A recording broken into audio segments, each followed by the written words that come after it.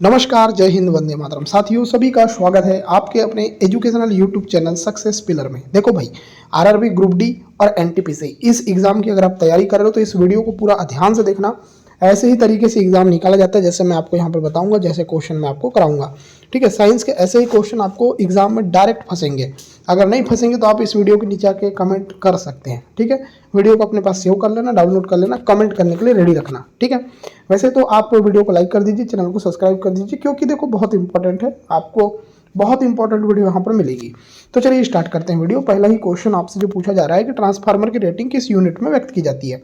इसका आंसर आ जाएगा केवीए में, केवीए में। तो यहाँ आंसर आ जाएगा सी आंसर। ठीक है, पहला क्वेश्चन क्लियर, उड़ा दिए हैं। ठीक है, इसमें देखो ट्रांसफार्मर की रेटिंग हमेशा किलो वोल्ट एम्पियर में व्यक्त की जाती है, क्योंकि ट्रांसफार्मर में पावर लॉस का संबंध केवल वोल्टेज और करंट से होता है, ना कि पावर फैक्टर से।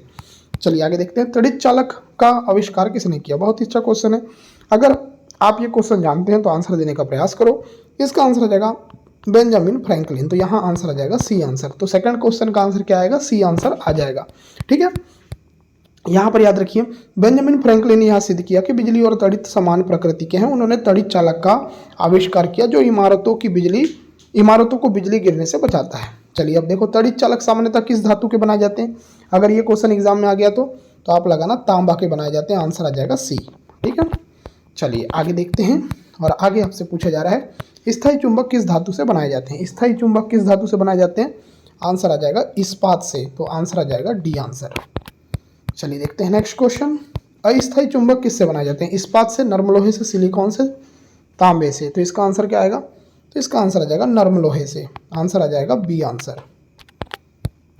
नेक्स्ट क्वेश्चन, चुंबक के समान ध्रुवों के बीच क्या होता है। आकर्षण, प्रतिकर्षण, कंपन, घर्षण। आंसर क्या आएगा, तो आंसर आ जाएगा प्रतिकर्षण होता है। चुंबक के समान ध्रुव के बीच में प्रतिकर्षण होता है। चलिए नेक्स्ट क्वेश्चन, ये क्वेश्चन क्लियर है। आगे देखो, विपरीत ध्रुवों के बीच चुंबकीय बल कैसा होता है। कैसा होता है, प्रतिकर्षण, आकर्षण, शून्य और घर्षण। आंसर क्या आएगा, तो आकर्षण होता है। तो आंसर क्या आएगा, बी आएगा। चलिए अब देखते हैं नेक्स्ट क्वेश्चन। ध्रुवों पर नमन कोण का मान क्या होता है। 45 degree, 60 degree, 90 degree, 0 degree. Answer क्या आएगा, तो आंसर याद रखिए 90 डिग्री होता है। ध्रुवों पर नमन कोण कितना होता है, 90 डिग्री। चलिए देखते हैं नेक्स्ट क्वेश्चन। मुक्त रूप से लटकी चुंबकीय सुई का अक्ष भौगोलिक अक्ष के साथ कितना कोण बनाता है। आंसर क्या आएगा, आंसर आ जाएगा 18 डिग्री का कोण बनाता है। चलिए नेक्स्ट, विषुवत रेखा पर नति कोण का मान कितना होता है। 90 degree, 60 degree, 0 degree, 18 degree. Answer क्या आएगा, 0 डिग्री। तो आंसर आ जाएगा सी आंसर। चलिए अब देखते हैं नेक्स्ट क्वेश्चन।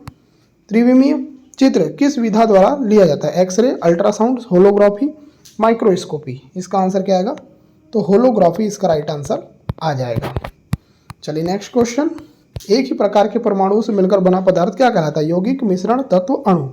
आंसर क्या आएगा, आंसर आ जाएगा तत्व कहलाता है। आंसर आ जाएगा सी। चलिए नेक्स्ट क्वेश्चन, क्वेश्चन नंबर 13। दो या दो से अधिक तत्वों के निश्चित अनुपात में मिलने से बना पदार्थ क्या कहलाता है। तो इसका जो आंसर आ जाएगा वो आ जाएगा यौगिक। क्या कहलाता है दोस्तों, यौगिक कहलाता है। तो आंसर क्या आ जाएगा, ऑप्शन नंबर बी। चलिए देखते हैं नेक्स्ट क्वेश्चन, क्वेश्चन नंबर 14। दो या दो से अधिक पदार्थों को किसी भी अनुपात में मिलाने से बनता है। यौगिक बनता है, तत्व बनता है, मिश्रण बनता है, पराशरण बनता है। ये भी बहुत ही बढ़िया क्वेश्चन है। इसका आंसर आ जाएगा मिश्रण। याद रखिएगा, दो या दो से अधिक पदार्थों को किसी भी अनुपात में मिलाने से मिश्रण बनता है। चलिए नेक्स्ट क्वेश्चन, विश्व का प्रत्येक पदार्थ अत्यंत सूक्ष्म कणों से मिलकर बना होता है। यह किसने कहा था। बहुत ही बढ़िया क्वेश्चन, एग्जाम में आएगा, याद रखना। कणाद ने बोला था। किसने बोला था, कणाद ने। आंसर क्या आएगा, ए। देखो भाई, आपको इस प्रकार की पीडीएफ चाहिए जिसमें क्वेश्चन तो हो, क्वेश्चन के साथ एमसीक्यू के साथ क्या हो, डिटेल भी हो। तो हमारा ग्रुप ज्वाइन कर लो। हमारा जो ग्रुप है उसका नंबर है 8827419259। इस नंबर पे आप मैसेज करो, हम आपको ज्वाइन करवा देंगे। ठीक है, नंबर यहाँ पर है और कमेंट सेक्शन में भी आपको नंबर देखने को मिल जाएगा। एक प्यारा सा कमेंट करना कि आपके नंबर कितने आते हैं, आप कहाँ से बिलोंग कर रहे हो। ठीक है, चलिए, परमाणु के नाभिक का आकार लगभग कितना होता है। चलिए, ये क्वेश्चन का आंसर क्या आएगा, तो इसका जो आंसर आ जाएगा 10 के ऊपर 15 की पावर। एक मिनट है ना, इसको थोड़ा सा ठीक करते हैं। देखो, 10 के ऊपर कितने की पावर होती है, 15 की पावर। ये होता है परमाणु का आकार, नाभिक का आकार। नेक्स्ट क्वेश्चन देखते हैं। न्यूट्रॉन और प्रोटॉन की कुल संख्या को क्या कहा जाता है। परमाणु संख्या, नाभिकीय भार, द्रव्यमान संख्या, परमाणु भार। इसका आंसर आ जाएगा द्रव्यमान संख्या बोलते हैं। आंसर क्या आएगा, सी आंसर। चलिए देखते हैं नेक्स्ट क्वेश्चन। परमाणु भार का अंतर्राष्ट्रीय मानक क्या है। तो परमाणु भार का अंतर्राष्ट्रीय मानक जो है वो है कार्बन, जिसका परमाणु भार होता है 12। ठीक है, चलिए अब देखते हैं नेक्स्ट, रेडियोधर्मी पदार्थ कौन कौन से कण उत्सर्जित करते हैं। चलिए इसका आंसर क्या आएगा, तो देखो अल्फा, बीटा और गामा तीनों करते हैं, तो यहाँ पर आपका आंसर आ जाएगा डी आंसर। ठीक है, चलिए रेडियोधर्मी पदार्थ तीनों प्रकार के विकिरण निकालते हैं, है ना, अल्फा कण, बीटा कण और गामा कण। चलो, नाभिक से निकलने वाले विकिरणों में से किसकी वेधन क्षमता सर्वाधिक होती है, किसकी होती है, तो आप याद रखना वेधन क्षमता पूछ रहा है ना, तो ये होती है गामा किरण की। गामा किरण की जो वेधन क्षमता होती है ना वो सबसे ज़्यादा होती है, याद रखिएगा। चलिए देखते हैं नेक्स्ट क्वेश्चन, लोहे पर जंग लगाना किस प्रक्रिया का उदाहरण है। लोहे पर अगर जंग लग रही है तो ये प्रक्रिया है आपकी, ये प्रक्रिया का नाम क्या है, ये प्रक्रिया का नाम ऑक्सीकरण है। क्या है, ऑक्सीकरण। चलिए अब देखो यहाँ पर आपको एक चीज़ याद रखना है, और ये चीज़ है, जब लोहा हवा और नमी के संपर्क में आता है तो वो Fa2O3 XH2O जंग बनाता है, और ये ऑक्सीकरण प्रतिक्रिया का उदाहरण है। नीला लिटमस पेपर को लाल कर देता है, कौन कर देता है, तो इसका आंसर आ जाएगा अम्ल। दोस्तों याद रखना, अम्ल जिसको हम क्या बोलते हैं, एसिड बोलते हैं, है ना, एसिड बोलते हैं। तो अम्ल क्या करता है, अम्ल आपका नीले लिटमस पेपर को लाल कर देता है। चलिए H+ आयन नीला लिटमस पेपर को लाल कर देता है। लाल लिटमस पेपर को नीला कौन करता है, तो क्षार करेगा। ठीक है, क्षार करेगा। चलिए आगे देखिए, जल में घुलनशील भस्म को क्या कहते हैं, अम्ल कहते हैं, क्षार कहते हैं, लवण कहते हैं, मिश्रण कहते हैं। आंसर क्या आएगा, तो आंसर आ जाएगा जल में घुलनशील जो भस्म होता है उसको बोलते हैं क्षार, तो आंसर आ जाएगा बी। चलिए नेक्स्ट, सभी अम्ल जल में घुलकर क्या प्रदान करते हैं, आंसर क्या आएगा, देखो सभी अम्ल की बात हो रही है, तो जल में घुलकर H+ आयन देते हैं, आंसर आ जाएगा डी।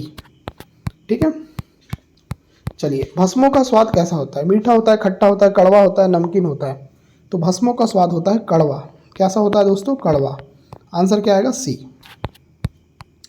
नेक्स्ट क्वेश्चन नंबर 27, अम्ल का स्वाद कैसा होता है, मीठा, खट्टा, कड़वा, बेस्वाद।